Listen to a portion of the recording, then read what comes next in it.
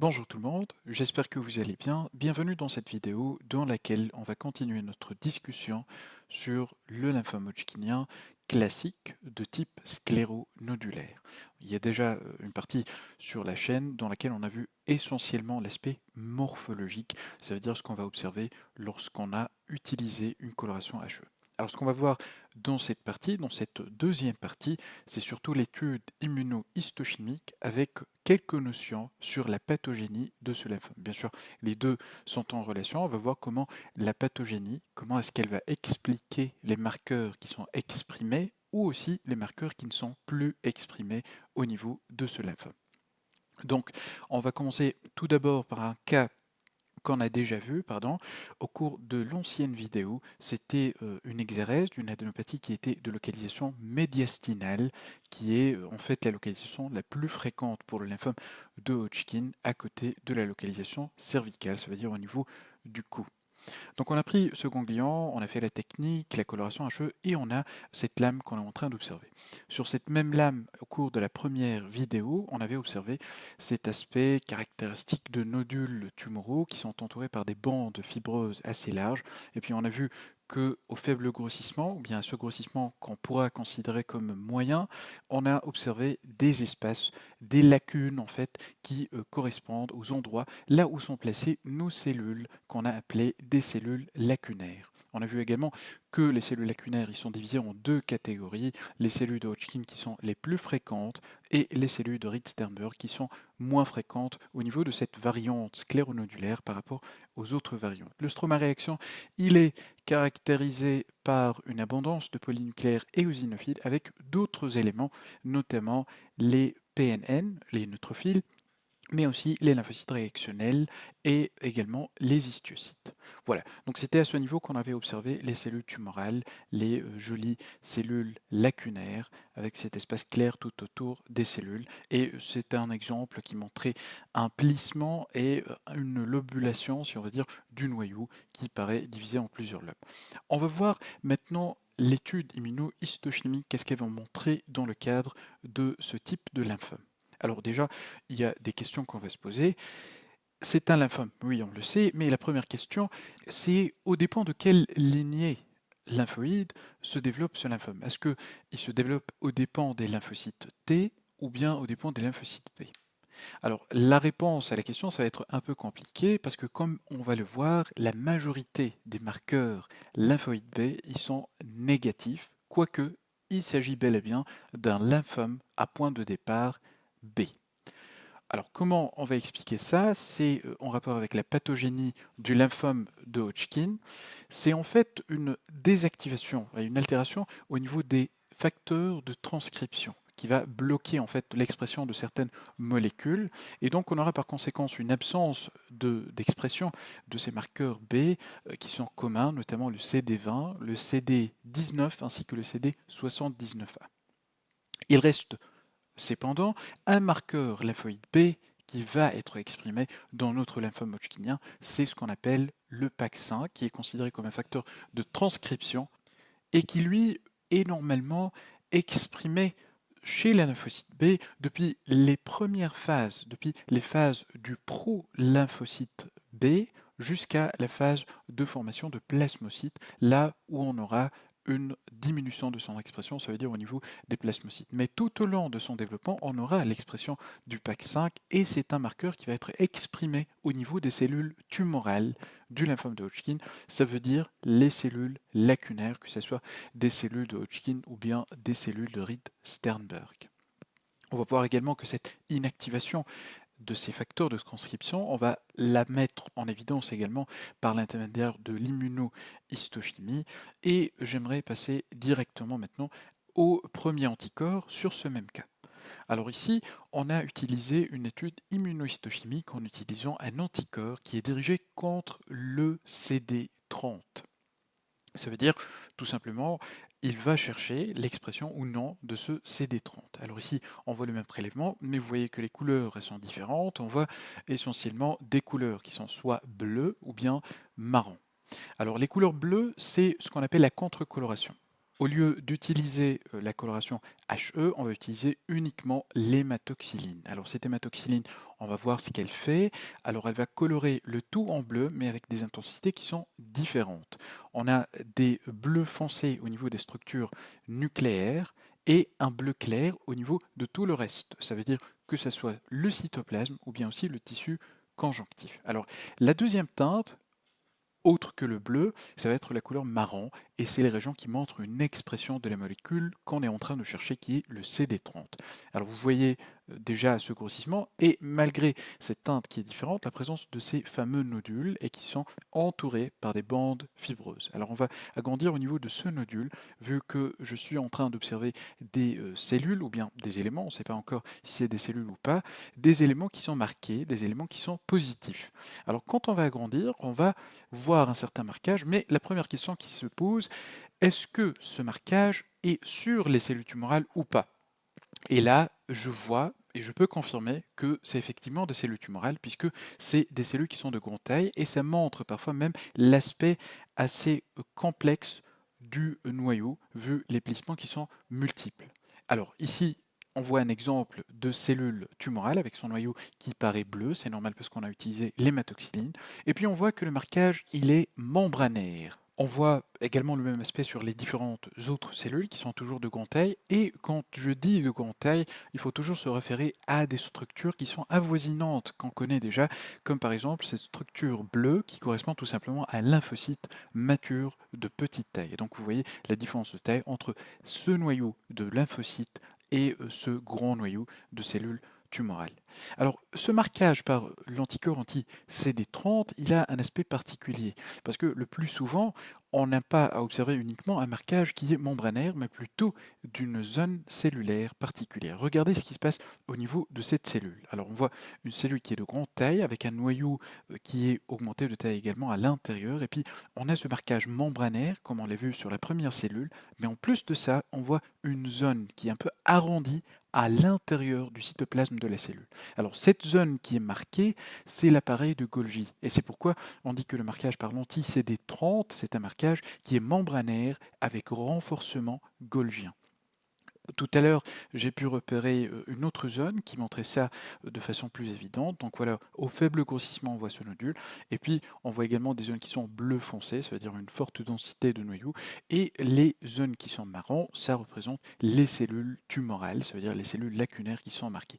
On voit très bien leur volume qui est important par rapport aux noyaux de lymphocytes qui sont de petite taille. Et puis, regardez ce joli marquage membranaire en périphérie avec le renforcement golgien à ce niveau. Alors on voit ça également à ce niveau. Regardez ce joli exemple avec l'appareil de Golgi à ce niveau, et on le trouve un peu partout au niveau des cellules tumorales. Donc ça, c'est un premier anticorps qui est très fréquemment exprimé par nos cellules tumorales du lymphome de Hodgkin.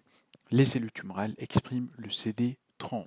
On passe maintenant à un deuxième exemple sur lequel on a utilisé beaucoup plus de marqueurs. Et comme vous voyez ici, ce n'est pas une résection d'un ganglion, mais plutôt des carottes biopsiques. C'est en fait des biopsies qu'on a réalisées sur un ganglion médiastinal. Alors on voit très bien nos carottes biopsiques, on voit très bien la présence également de deux teintes, une teinte un peu violet et une autre qui est éosinophile. On parle toujours bien sûr du lymphome de Hodgkin, et ça va de soi parce que on a les zones qui sont basophiles qui représentent nos nodules tumoraux et les zones éosinophiles qui représentent les bandes fibreuses. Alors on va agrandir un peu pour voir, vérifier si on a toujours les cellules tumorales qui vont permettre le diagnostic de ce lymphome de Hodgkin. Donc déjà à ce grossissement, on voit certains espaces qui sont un peu clairs. Ça pourra rappeler l'aspect des cellules lacunaires, comme à ce niveau, regardez. Alors si on passe à un plus fort grossissement, on voit très bien que c'est des cellules qui sont entourées par cette fente de rétraction. C'est bel et bien des cellules lacunaires, avec ici la présence de deux noyaux, avec une petite quantité de cytoplasme de cette cellule. Si on va se balader un peu, on va trouver qu'elles sont assez nombreuses. Regardez la fente tout autour, et puis les noyaux. On voit que la majorité des cellules, ça ne représente pas une complexité et un plissement qui est assez complexe au niveau des noyaux. On voit également ce niveau une mitose, au niveau d'une cellule tumorale. Donc ça oriente déjà vers un lymphome de Hodgkin, scléronodulaire, et puis on doit vérifier un élément au niveau du stroma tumoral, on doit vérifier si on a réellement la présence de nos fameux polynucléaires éosinophiles, et ils sont effectivement ici, regardez cette cellule bien arrondie avec le noyau bilobé et le cytoplasme éosinophile foncé. Alors tout à l'heure j'ai vu une zone qui montrait ça de façon plus nette, regardez au niveau de cette région comment ils sont très nombreux les polynucléaires neutrophiles. Alors rappelez-vous de cette région parce qu'on va en fait revoir ces polynucléaires neutrophiles sur une des lames surtout sur laquelle on a utilisé un certain anticorps. Donc regardez, toutes ces zones qui sont rouges, ça représente en fait notre stroma tumoral riche en polynucléaires neutrophiles. Alors passons maintenant à l'étude immunohistochimique et on va continuer avec le même marqueur qu'on a utilisé, l'anti-CD30. On voit très bien ces deux teintes, le bleu et également une teinte qui est marron, et je vais directement vers les régions des nodules tumoraux. Je ne vais pas regarder bien sûr au niveau des zones de fibrose, parce que c'est des zones là où on ne va pas normalement trouver de cellules tumorales. Et puis à ce niveau, on voit des cellules qui sont de grande taille, qui sont marquées, qui montrent un marquage, que ce soit à ce niveau ou bien à ce niveau, un marquage qui est de nature membranaire avec ce fameux renforcement golgien, cette structure un peu arrondie à l'intérieur de la cellule qui est marquée, et on voit très bien que c'est un marquage qui est assez intense, c'est un brun foncé. Ici la même chose, on voit également des cellules de grande taille, le marquage qui est membranaire, ça fait le tour autour de la cellule, et puis on a le renforcement golgien au niveau des différentes structures ponctuées au niveau des cellules. Ici, on voit ça également là, là, là et là. Voilà. Donc, résultat des cellules tumorales qui expriment qui expriment la molécule qui est le CD30. Alors passons maintenant à un deuxième anticorps différent qui est l'anticorps anti-CD15 et c'est également une molécule, ce CD15, qui va être exprimée par les cellules lacunaires, les cellules tumorales du lymphome de Hodgkin. Alors je passe rapidement vers la même région, là où on avait objectivé le marquage par le CD30, et là aussi on voit que c'est exactement la même chose, ça veut dire on a des cellules de grande taille, donc je suis en train d'observer réellement les cellules tumorales et pas autre chose, des cellules de grande taille avec un noyau qui est augmenté de taille et qui est bleu, c'est normal parce que le marquage n'est pas nucléaire, et puis on voit très bien que la membrane elle est positive, et puis avec le même renforcement golgien à ce niveau. Là aussi un autre exemple, un marquage membranaire qui fait le tour autour du noyau et avec le renforcement golgien. Si je vais me balader, chercher les différentes cellules, je vais trouver à peu près le même aspect. Alors pour cet anticorps, l'anti-CD15, il faudrait faire attention à d'autres zones parce que vous avez sûrement remarqué une zone bien avant qui était beaucoup plus marquée, qui était à ce niveau. Et quand je vais passer à un plus fort grossissement, je vais trouver le marquage, sauf que en voyant les cellules qui sont marquées, comme par exemple c'est là, ou bien c'est là, ou bien c'est là, ou bien pour tous les autres qui sont marqués à ce niveau, ou bien à ce niveau, c'est des cellules en fait qui sont de petite taille. C'est pas des cellules tumorales. Et ça correspond à nos polynucléaires éosinophiles. Oui, les polynucléaires éosinophiles, ça exprime le CD15. C'est une expression qui est tout à fait normale. Voilà. Donc, je passe maintenant à un autre anticorps. Alors, on avait discuté cette absence d'expression de marqueurs communs B par les cellules tumorales du lymphome de Hodgkin. On a dit qu'il y avait cependant un marqueur qui était exprimé. C'est le PAX5. Alors ici, on a utilisé l'anticorps anti-PAX5 et on voit déjà des zones qui sont un peu marquées de façon foncée. Alors sauf que il faudrait faire attention, le PAX5, ça marque toutes les cellules de la lignée B. Et ici, si je vais vérifier ça à plus fort grossissement, je vais noter qu'on a un marquage qui est nucléaire, mais qui marque des cellules qui sont de petite taille. C'est ça ce qui attire l'attention en premier, mais c'est des lymphocytes qui sont réactionnels, ou bien ça peut être également des lymphocytes qui sont résiduels, ce qui était avant, lorsque le ganglion était tout à fait normal, avant l'infiltration. Donc tout ça, c'est des lymphocytes B matures, normaux, dont les noyaux sont marqués. Parce que en fait, le PAX5, c'est un facteur de transcription et donc son expression, ça va être nucléaire. Alors ici, intense, c'est au niveau normal, mais regardez bien, juste à côté, on a des structures nucléaires, comme par exemple à ce niveau, ou bien à ce niveau, ou bien à ce niveau, qui sont de grande taille et qui sont marquées mais avec un marquage qui est faible. Et c'est ça qu'on va considérer un marquage positif par les noyaux des cellules tumorales. Regardez par exemple à ce niveau une cellule tumorale, une cellule lacunaire, avec un noyau qui montre un marquage mais qui est faible. C'est tout à fait normal, parce que les cellules tumorales, elles vont avoir une expression nucléaire beaucoup plus faible par rapport au marquage qu'on observe au niveau des noyaux des lymphocytes B réactionnels. Donc voilà, si je me balade, je vais trouver d'autres exemples. Par exemple, à ce niveau, ça montre un marquage un peu plus intense, mais à ce niveau, on a un marquage. Donc ça, c'est un noyau qu'on va considérer comme exprimant le PAX5. Là aussi la même chose, là aussi la même chose. Donc on ne va pas s'attendre bien sûr à voir ce marquage dès le faible grossissement. On doit passer à un plus fort grossissement pour vérifier la positivité des cellules tumorales. Passons maintenant à un dernier marqueur qui est le MUM1, qu'on appelle en anglais le MAM1.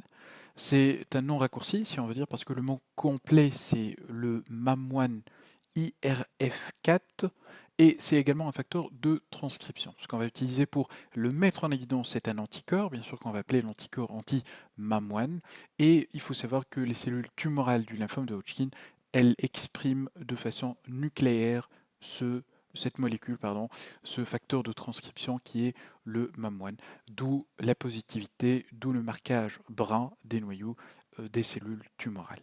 Donc, étude par l'anticorps anti-MAM1, IRF4 va revenir positif. Donc voilà, c'est la fin pour les liens virtuels. J'aimerais passer rapidement à la présentation pour résumer un peu ce qu'on vient de voir. Et puis, comme ce qu'on a dit, pour la pathogénie, il faut savoir que les cellules tumorales du lymphome de Hodgkin scléronodulaire, c'est des cellules qui ont comme point de départ des lymphocytes B qui viennent de terminer leur phase de maturation au niveau des centres germinatifs. Ça veut dire après avoir fait les réarrangements des gènes des immunoglobulines. Alors, dans la pathogénie du lymphome de Hodgkin scléronodulaire, on a une interaction des facteurs de transcription des gènes B. Et donc, on aura plusieurs facteurs de transcription qui vont être faiblement exprimés ou absents carrément, notamment l'OCT2, le BOB1 et le BF, qui voudra dire Early B-Cell Factor. On aura quand même une persistance d'expression d'un facteur qui est le PAX5, ce qu'on a utilisé d'ailleurs pour le diagnostic, et également un autre facteur qui est l'E2A. On a une baisse ou une absence carrément d'expression des marqueurs B communs. C'est ce qui fait la particularité en fait de ce lymphome qui est d'origine B mais qui ne montre pas d'expression du CD19, du CD20 ou du CD79. On aura également une inhibition de l'apoptose. Et parmi les facteurs qui inhibent ou bien qui protègent contre l'apoptose, c'est le micro-environnement tumoral. Et puis, il y a certaines études récentes qui ont démontré que les cellules tumorales ont la capacité de sécréter une certaine interleukine 13 qui va favoriser la synthèse des bandes fibreuses. Sur le plan immunohistochimique, on a vu l'expression du CD30 dans plus de 95% des cas, du CD15 dans 70% des cas environ, et c'est un marquage membranaire avec renforcement golgien. De PAX5, il est exprimé, mais faible, donc 90% des cas, vs le CD20 qui va être exprimé uniquement dans 20% des cas. Le KI67 va être exprimé, il va être positif, le PC3 ainsi que le MUM1, comme on l'a vu sur le dernier exemple. Il y a d'autres marqueurs qui sont positifs, notamment le CCL17 qui est positif. On doit mentionner également la négativité pour le LCA et aussi le MA. Le BOB1, il est parfois exprimé, parfois non. Et puis le BV, comme on l'a vu sur la première vidéo, il est impliqué dans la pathogénie du lymphome de Hodgkin et on le trouve dans 20% des cas lorsqu'on veut le démontrer par immunohistochimie. Il faut savoir qu'il y a certains marqueurs T qui peuvent être exprimés de façon aberrante dans 15% des cas par les cellules de Hodgkin et les cellules de Reed-Sternberg. Si on va appliquer le CD4 sur la tumeur, sur la prolifération, ça va mettre en évidence des lymphocytes réactionnels qu'on trouve au niveau du stroma tumoral et ça forme une sorte de rosette autour des cellules tumorales, autour des cellules lacunaires. Le CD68, c'est un marqueur, si on veut dire lysosomal, ça veut dire toutes les cellules qui comportent au niveau de leur cytoplasme des lysosomes, ils vont exprimer ce CD68 et ça montre, ou bien c'est utilisé également comme un marqueur histiocytaire. S'ils sont abondants, ces histiocytes, qu'on va déterminer par cet anticorps anti-CD68, c'est un facteur de mauvais pronostic. Donc on arrive à la fin de la vidéo, j'espère que ça a été utile et on se dit à très bientôt.